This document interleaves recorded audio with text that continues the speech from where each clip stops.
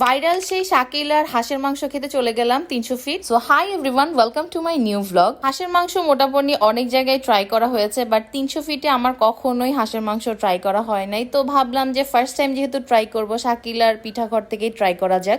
এখানে আসার রাস্তাটা একটু ট্রিকি, বাট আপনি যখন আসবেন তখন মনে হবে যে না, কষ্ট সার্থক। আমার একটা ফ্রেন্ডের সাথে গিয়েছিলাম, তো আমরা যখন বসেছি তখন দেখলাম খুব একটা রাশ ছিল না, বাট আমরা যখন খাওয়া স্টার্ট করে দিয়েছি তখন দেখলাম ভালোই মানুষ আসছে অনেক দূর দূর থেকে। দেখছিলাম যে এখানে চাপড়ির প্রিপারেশন চলছে, দেন ওদের কালেকশনে ছিল রুমালি রুটি। তো এই দুইটাই মেনলি আর কি আপনি হাঁসের মাংস দিয়ে খেতে পারবেন। আরো গরুর মাংস ছিল, মুরগির মাংস ছিল। এখানে দেখতেই পাচ্ছেন অনেকগুলো রুমালি রুটি ওরা আগে থেকেই প্রিপারেশন করে রেখেছে, কারণ এত রাশ থাকে যে ওগুলো যদি তাড়াতাড়ি ওরা সার্ভ না করতে পারে, দেখা যায় যে অনেকেই অনেক ধরনের চিল্লাচিল্লি করে। খাবার ওরা খুবই তাড়াতাড়ি সার্ভ করে। তো আমরা ফার্স্টে নিয়েছিলাম দুজনে দুইটা চাপটি। তো এই চাপটি দিয়ে আমার খুব একটা ভালো লাগেনি খেতে, কারণ কি এটা একটু বেশি হার্ড ছিল আর অনেক চিউই। হাঁসের মাংসের টেস্ট আমার কাছে ভালোই লেগেছে। তো আমার কাছে না এই হাঁসের মাংসটা বেশি ভালো লেগেছে রুমালি রুটি দিয়ে খেতে। আমার কাছে মনে হয়েছে হাঁসের মাংসটা একটু বেশি হার্ড ছিল, লাইক আপনি